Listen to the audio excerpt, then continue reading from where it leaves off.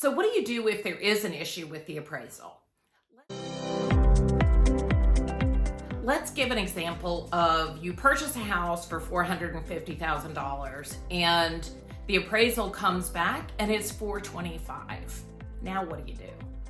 Well, in our contract, and again, this is the Central Virginia contract, so I'm in the Richmond area, surrounding counties. We have our own particular contract. The contract where you are may be different. But in our contract, it states that within 5 days of receiving that appraisal, the purchaser has the right to request in writing whatever sort of resolution they would like from the seller. And that can be a number of different things. First off, they can request that the price be reduced. So if the house is $450,000, that's what the contract price is. The appraisal comes in for $425,000. Maybe you're the purchaser and you don't have an extra $25,000. You may have to go to the seller in writing and say, can you please reduce the price to $425,000? Now they can say yes, or they can say no, or they can present a different option. But if you cannot come to a resolution, then all parties can walk away.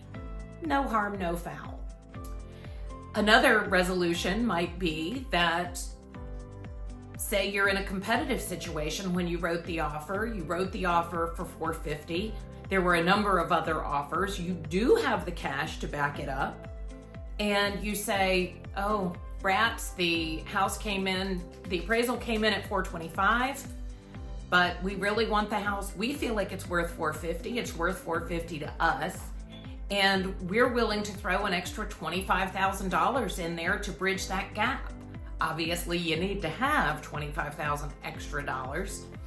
Or in some cases, you can kind of maneuver your loan a little bit to come up with a little extra cash. But that's between you and your lender.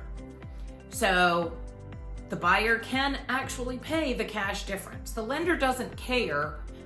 Basically, what the lender cares about is if they're giving you 80% of the value, they're only going to give you 80% of the value that the appraiser says it's worth. Period. End of story. They're not going to give you any extra because you really like the house, because it was a competitive situation, whatever. They don't care because it's the bottom line number for the lender, and that is ultimately who the appraiser works for.